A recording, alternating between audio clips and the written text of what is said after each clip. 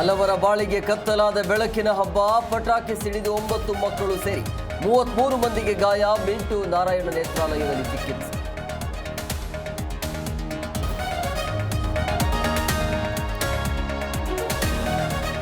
ಪಟಾಕಿ ಕಿಡಿ ಹಾರಿದ್ದಕ್ಕೆ ಕೆರಳಿದ ಪುಂಡರು. ಮಚ್ಚು ಹಿಡಿದು ರಸ್ತೆಯಲ್ಲಿದ್ದವರಿಗೆ ಬೆದರಿಕೆ. ಹೆಣ್ಣೂರು ಪೊಲೀಸರಿಂದ ಕಿಡಿಗೇಡಿಗಳ ಬಂಧನ.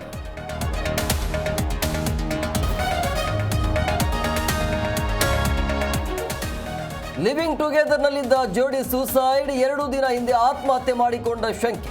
ಆನೇಕಲ್ನ ಕಲ್ಲುಬಾಳು ಗ್ರಾಮದಲ್ಲಿ ಘಟನೆ.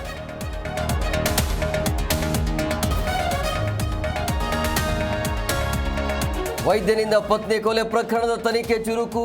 ಅನಸ್ತೇಷಿಯಾ ಖರೀದಿಸಿದರ ಬಗ್ಗೆ ತಲಾಶ್. ಕೃತಿಕ ಕನಸು ಕಂಡಿದ್ದ ಕ್ಲಿನಿಕ್ ಫೋಟೋ ಲಭ್ಯ.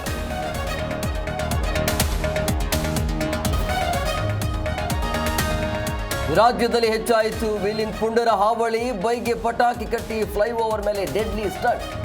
ಪೋಖರಿಗಳ ವಿರುದ್ಧ ಕ್ರಮಕ್ಕೆ ಆಗ್ರಹ.